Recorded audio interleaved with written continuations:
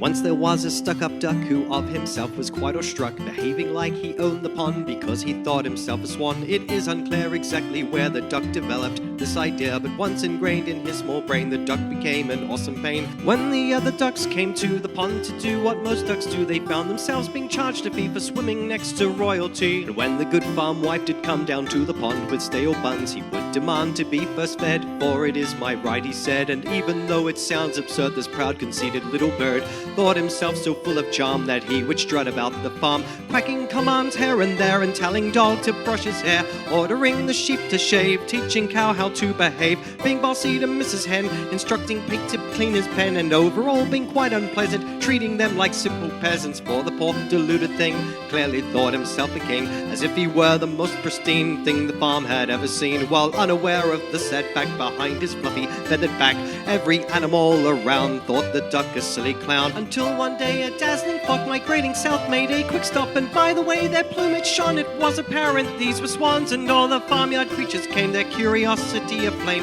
but none of them had ever seen such grace upon the pond sparkling. But to his shame the haughty duck with a snooty quack he clucked, how nice it is to finally see upon this pond more swans like me. The regal swans looked down upon the pompous duck with some aplomb. At first the swans just blinked bemused, then burst into laughter amused, and as the flames of laughter broke, the pigs and cows and chickens choked, to laughter was the only sound heard for miles and miles around. The duck was so embarrassed he bowed his head and fled the scene, to hide himself for days and nights inside a shiny dark drain pipe. Crying inside he realized he was the source of his demise, all because he thought that he was more than he was actually. And as he sat there feeling sad for all the friends he didn't have, he hatched a plan that he hoped might turn around his hopeless plight. For he thought, it's clear to me I've treated others woefully, but what if from this moment on I treated them like they were swans? And so the lowly duck did that. With a gentle humble quack he told the ducks that they could play for free upon the pond each day. And when the farm wife came with bread, after you this new duck said, and complimented dog's messy